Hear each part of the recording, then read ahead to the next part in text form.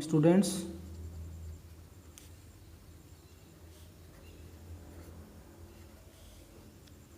आज हम डिस्कस करेंगे inertia of direction. Inertia of direction हम डिस्कस करेंगे यहाँ पर। अब देखो इनर्शिया ऑफ डायरेक्शन क्या होता है। Tendency of a body to oppose any change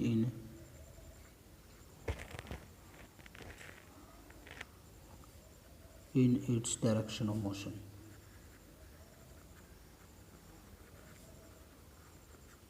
तो ये हमारी इनर्शिया ऑफ डायरेक्शन होगी कि बॉडी अगर सीधी मूव कर रही है तो वो सीधी ही मूव करती रहेगी। अगर हम उसको चेंज करने की कोशिश करेंगे उसकी डायरेक्शन को, तो वो उसको अपोज करती है। अब जैसे कई केस हम यहाँ पर डिस्कस करते हैं। सबसे पहला केस कुछ एग्जांपल लेके चलते हैं, डेली लाइफ से कुछ एग्जांपल लेके चलते हैं हम।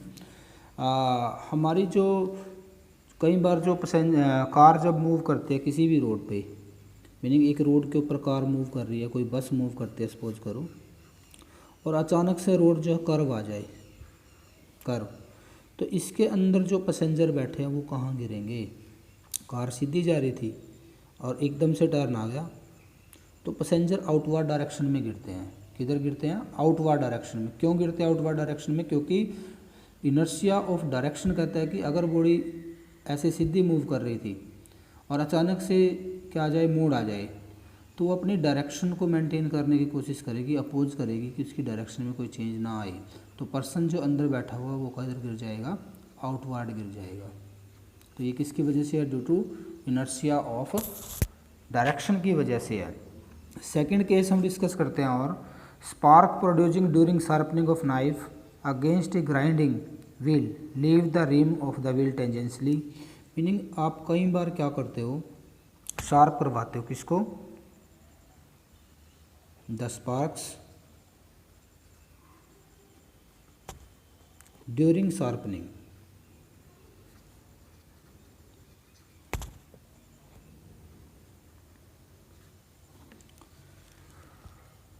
Of a knife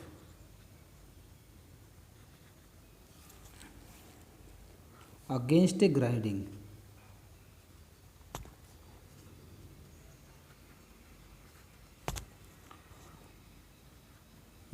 wheel leave the wheel, या रिम कह सकते हो आप, leave the rim of the wheel tangentially।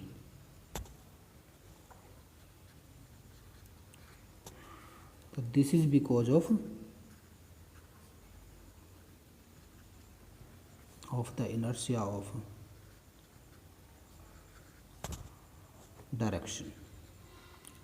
आप ये एक्टिविटी कई जगह पे देख सकते हैं जहाँ पर लोहा बनाने वाले जो ये लोहे के गेट बनाते हैं या ग्रिल्स बनवाते हो आप लोग, तो वहाँ पे भी जाकर लोहा देख सकते हो आप। उनकी शॉप के ऊपर जाके देख सकते हो कि एक ग्राइंडर लगा होता है, ग्राइंडर जो कि एक पहिया होता है, व्हील होता है जो कि एक, और जब किसी भी चीज़ को घिसाना होता है यहाँ पे लगाते हैं, पहिया मान लो रोटेट करता है ऐसे, तो यहाँ से जो स्पार्किंग है वो एकदम से जो स्पार्क प्रोड्यूस होगा, मान लो यहाँ पे हमने क्या लगाया, कोई भी नाइफ लगाया है और ये रोटेट कर रहा है व्हील, तो यहाँ से जो कुछ चिंगारियाँ नज़र आएगी आपको टेंजेंशियली निकलती हुई, ऐसे टेंजेंशियल डायरेक्शन में कुछ चिंगारियाँ नज़र आएगी निकलती हुई। तो ये टेंजेंशियल डायरेक्शन में ही क्यों निकलती है? क्योंकि direction of motion, circular motion में जो किसी भी पॉइंट के ऊपर जो पार्टिकल का डायरेक्शन होती है वो टेंजेंट टू द सर्कल होती है हमेशा। कैसे होता है? Tangent to the circle. तो इसलिए क्योंकि सर्कुलर मोशन के अंदर जो डायरेक्शन है वो टेंजेंट टू द सर्कल थी, तो जो हमारे स्पार्क्स निकलेंगे वो स्पार्क्स भी कैसे निकलेंगे? टेंजेंशियली निकलेंगे। क्योंकि किसकी वजह से? Due to inertia of direction की वजह से। तो और भी गिवन है। थर्ड क्वेश्चन आप कर सकते हो, ये आप कई बार करते होंगे। स्टोन टाइड टू स्ट्रिंग,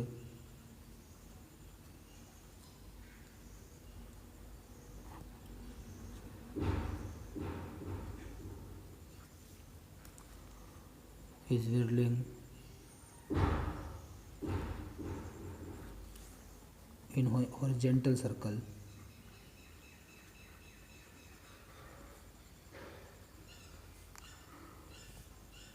अब देखो क्वेश्चन क्या है, a stone tied to a string is whirling in a horizontal circle, if the string breaks the stone flies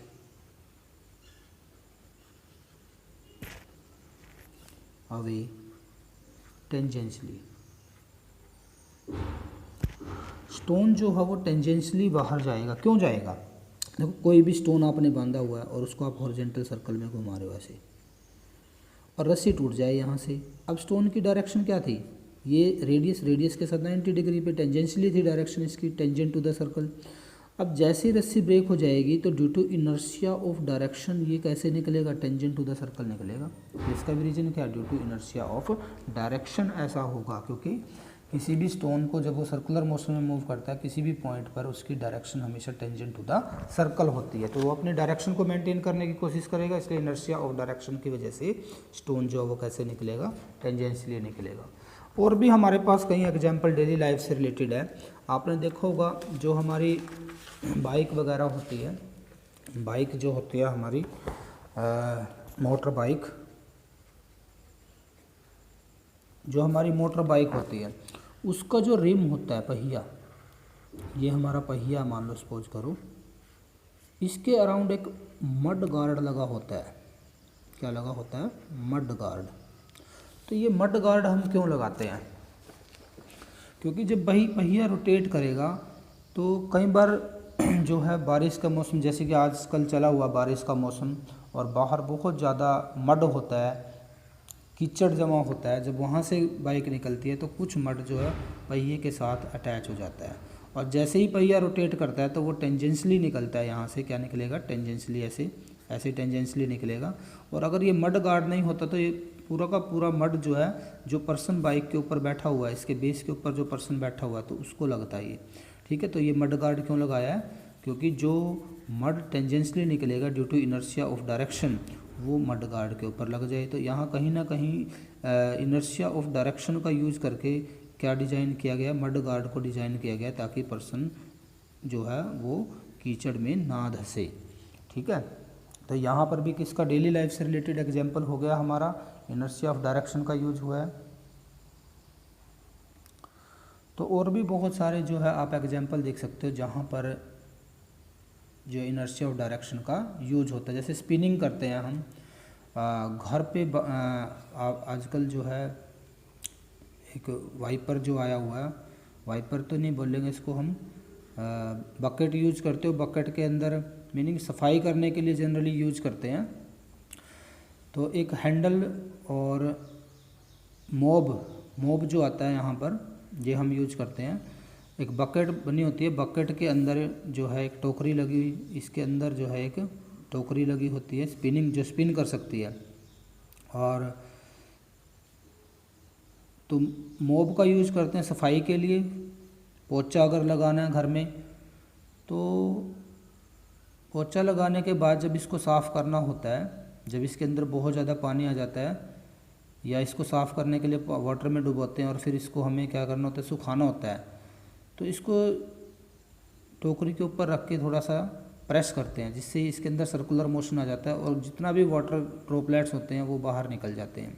तो यहाँ पर भी किसका यूज हुआ है? इनर्शिया ऑफ डायरेक्शन का यूज हुआ। जब मोब रोटेट करेगा तो वाटर ड्रॉपलेट्स जो है, ठीक है, वो उससे क्या हो जाती है? सेपरेट, क्योंकि वो भी किस डायरेक्शन में मूव करेगी? Tangent to the circle move करती है और वो उससे बाहर निकल जाती है। कहीं ना कहीं यहाँ पर भी इनर्शिया ऑफ डायरेक्शन का यूज किया गया है, मोब के अंदर भी।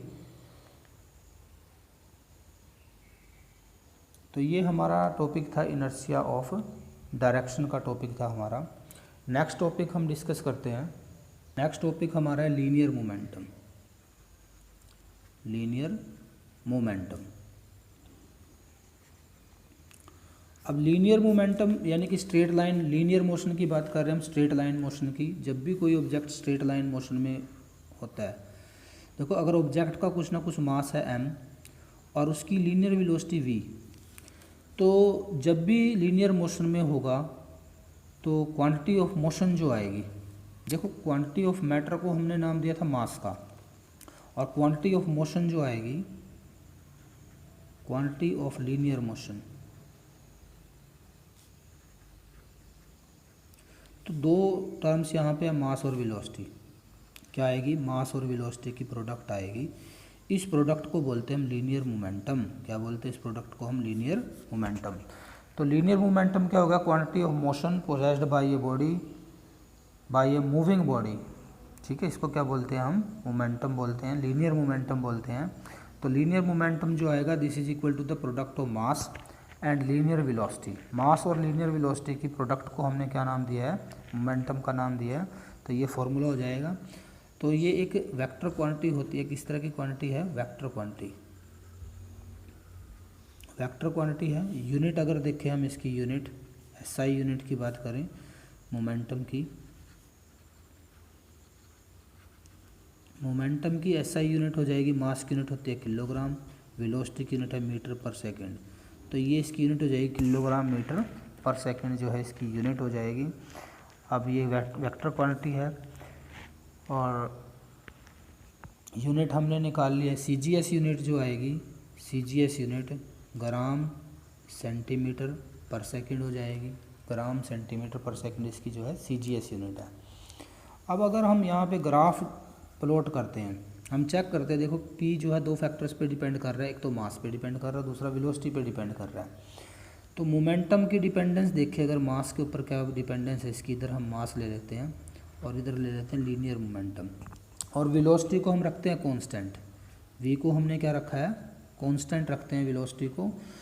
तो अगर वेलोसिटी कांस्टेंट है तो लीनियर मोमेंटम और मास का अगर रिलेशन देखें, जैसे जैसे मास इंक्रीज करेगा लीनियर मोमेंटम भी लीनियरली इंक्रीज करेगा। यानी कि लीनियर मोमेंटम जो आएगा this is directly proportional to mass, कब, जब वेलोसिटी क्या है इसकी कांस्टेंट है। तो इस तरह का ग्राफ हमारा बनता है। तो सेम ग्राफ हम बना सकते हैं, अगर मास को हम कांस्टेंट रखते हैं, वेलोसिटी के साथ हम चेक करते हैं इसको, वेलोसिटी के मैग्नीट्यूड के साथ चेक करते हैं, यानी कि स्पीड के साथ। अब किसको कांस्टेंट रखते हैं, मास को हम कांस्टेंट रखते हैं, तब भी हमारा ग्राफ जो आएगा वो कैसा आएगा, लीनियर ग्राफ आता है। तो स्ट्रेट लाइन ग्राफ आएगा हमारा यहाँ से भी। तो ये हमारे ग्राफ हो गए हैं दो। ठीक है, एक बार मास को कांस्टेंट रखते हैं, एक बार हम स्पीड को कांस्टेंट रखते हैं।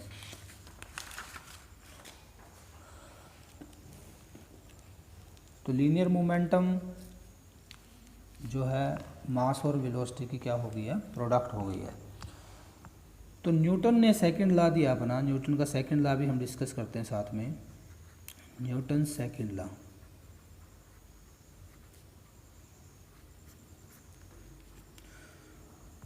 उससे पहले अगर हम कुछ मोमेंटम से डिस्कस करें कि एक कार हमारे पास है, कार, और एक हमारे पास है बस। ठीक है,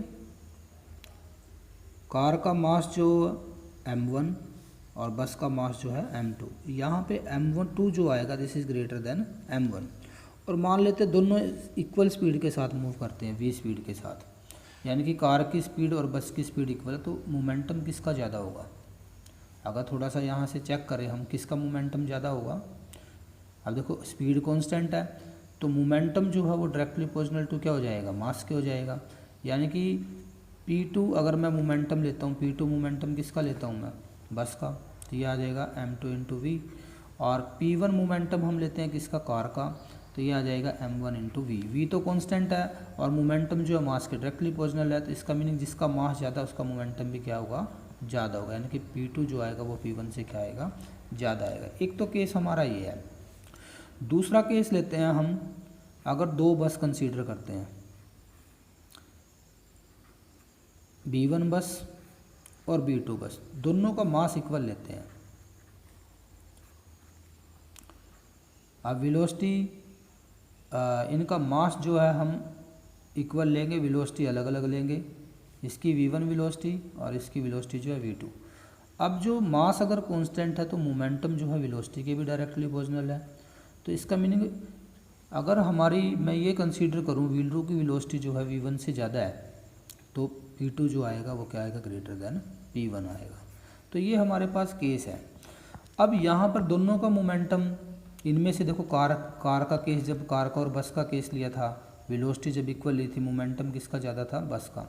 तो अगर हमें मान लो दोनों मूव कर रहे हैं तो इनमें से कौन से को रोकना आसान है या किसको रोकना मुश्किल है, या इनमें से कौन सा ज़्यादा डैमेज करेगा, कौन सा कम डैमेज करेगा। तो कार का मोमेंटम कम है तो कार को रोकना आसान है, यानी कि इसको रोकने के लिए फोर्स क्या लगाना पड़ेगा, कम लगाना पड़ेगा, जबकि इसको रोकने के लिए फोर्स क्या लगाना पड़ेगा, ज़्यादा लगाना पड़ेगा। तो ऐसे डैमेज कौन ज़्यादा करेगा, बस ज़्यादा डैमेज करेगी, क्यों, क्योंकि उसका मोमेंटम ज़्यादा है। तो मीनिंग क्या है, इसी के ऊपर बेस्ड जो है न्यूटन ने सेकंड लॉ दिया है, Newton second law of motion. हम डिस्कस करते हैं Newton second law of motion. Newton ने जो है फोर्स को मोमेंटम के साथ रिलेट किया है, Newton second law of motion. देखो क्या था न्यूटन का सेकंड लॉ मोशन का। According to Newton the change in momentum of body, the change in momentum of body of a body per unit time, per unit time कितना आएगा, यानी कि rate of change of momentum, क्या बोल सकते हैं इसको, rate of change of momentum. जो rate of change of momentum आएगा is directly proportional to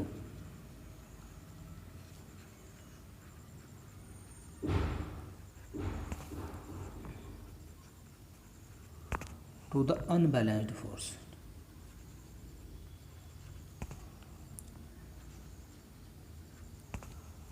acting on the body।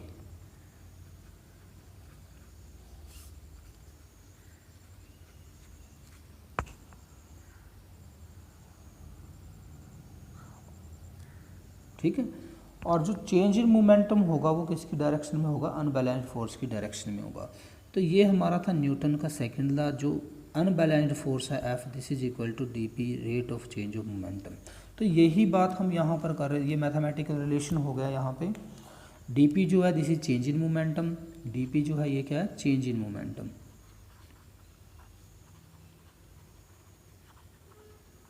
और डी टी जो है टाइम इंटरवल, जितने टाइम के लिए हम उसके अंदर चेंज प्रोड्यूस करेंगे वो टाइम इंटरवल आ जाएगा। तो यहाँ से अगर हम के कांस्टेंट ले कोई, तो D P divide by D T, के की वैल्यू यहाँ पे 1 पुट करेंगे तो एफ जो आएगा this is equal to D P upon D T. ये भी हम राइट कर सकते हैं यहाँ पर, कब, अगर के की वैल्यू हम कितनी कंसीडर करते हैं, 1 कंसीडर करते हैं। देखो बड़ा इजी काम है, कार के मोमेंटम में चेंज लेके आना है। कार का मोमेंटम कम था पहले ही, उसको रोकना है। रोकना मीनिंग उसके मोमेंटम में हमें चेंज लेके आना है, यानी कि उसके मोमेंटम को जीरो करना है। तो पहले उसका मोमेंटम कम है तो चेंज इन मोमेंटम क्या आएगा, वो भी कम आएगा। तो अगर rate of change of momentum कम है तो हमें फोर्स भी क्या अप्लाई करना पड़ेगा, कम अप्लाई करना पड़ेगा। अब बस का मोमेंटम है ज़्यादा, उसको स्टॉप करने के लिए अगर मान लो मोमेंटम ज़्यादा तो rate of change of momentum भी क्या होगा, ज़्यादा होगा। तो इसका मीनिंग इसको रोकने के लिए फोर्स क्या लगाना पड़ेगा, ज़्यादा लगाना पड़ेगा। तो यहीं से ये कंक्लूजन आया अभी, जो अनबैलेंस्ड फोर्स आएगा that is directly proportional to rate of change of linear momentum. यहाँ से जो है फॉर्मूला निकाला गया है फोर्स का, rate of change time rate of change of linear momentum is directly proportional to force.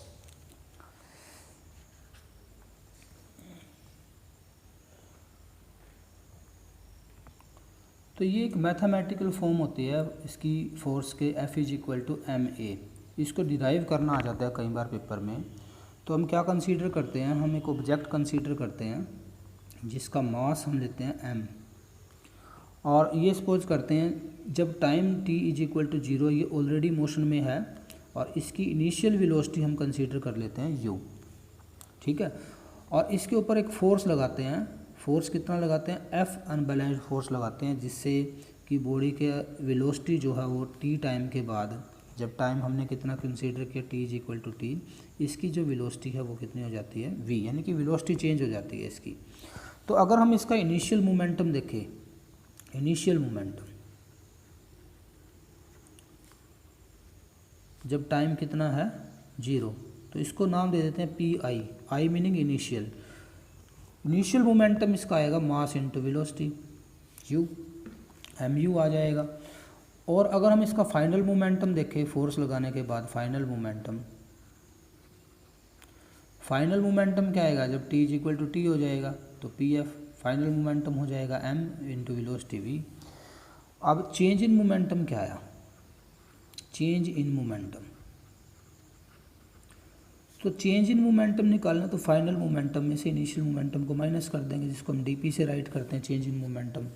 और ये जो dp की वैल्यू आएगी यहाँ से pf की वैल्यू mv माइनस में क्या हो जाएगा mu। और टाइम इंटरवल जो टाइम लगा है, टाइम टेकन जो आया है, अगर हम टाइम टेकन चेक करें भी कितने टाइम में ये मोमेंटम में चेंज आया वो टाइम अगर देखें हम तो t-0 यानी कि t टाइम में, जिसको हमने क्या नाम दिया हुआ है dt टाइम इंटरवल। तो अब अगर हम अकॉर्डिंग टू डेफिनेशन जाए सेकंड लॉ की, according to second law, Newton's second law, Newton's second law, second law के अकॉर्डिंग अगर हम देखें लॉ ऑफ मोशन, तो फोर्स के लिए हमारे पास जो फॉर्मूला बना था, फोर्स डायरेक्टली प्रोपोर्शनल था किसके dp अपॉन dt के, या यहाँ से हम वैल्यू पुट करते हैं डायरेक्टली प्रोपोर्शनल टू dp की वैल्यू हमारे पास थी mv minus mu divide by t-0 यानी कि t आएगा। तो चेंज इन मोमेंटम था ये, तो f जो आएगा यहाँ पे k पुट करेंगे कांस्टेंट, m कॉमन आ जाएगा, v माइनस u लिख सकते हैं, देखो यहाँ दोनों में से m कॉमन आ जाएगा डिवाइड बाई t, और k की वैल्यू पुट कर देते हैं 1, तो f जो आएगा this is equal to m v minus u divide by t। और जबकि अगर हम एक्सीलरेशन की डेफिनेशन अगर देखें, एक्सीलरेशन क्या होता है, rate of change of velocity per unit time, change in velocity per unit time acceleration होता है, तो इसका एक्सेलरेशन पुट कर सकते हैं, तो f जो आएगा this is equal to m into क्या आ जाएगा a। तो ये हमारा फोर्स का फॉर्मूला डिराइव हो जाता है, जो कि आपके पास डिराइव करना आ सकता है, ठीक है। तो ये पूरा फॉर्मूला हो गया हमारा डेरिवेशन, जिसको आप ट्राई कर सकते हो। और इस फॉर्मूले से हम जो है आगे फोर्स की डेफिनेशन निकाल सकते हैं, फोर्स की डेफिनेशन, या फिर हम फोर्स की जो यूनिट है उसकी डेफिनेशन हम फाइंड आउट कर सकते हैं। जैसे हमारे पास जो यूनिट्स होती है, चलो नेक्स्ट वीडियो में हम डिस्कस करेंगे यूनिट्स, क्योंकि बड़ी इंपॉर्टेंट है इसकी यूनिट, और इसकी एप्लीकेशन भी हम सेकंड लॉ की डिस्कस करेंगे नेक्स्ट वीडियो में। तो यहाँ तक के नोट्स प्रिपेयर कर लीजिए। Thank you very much.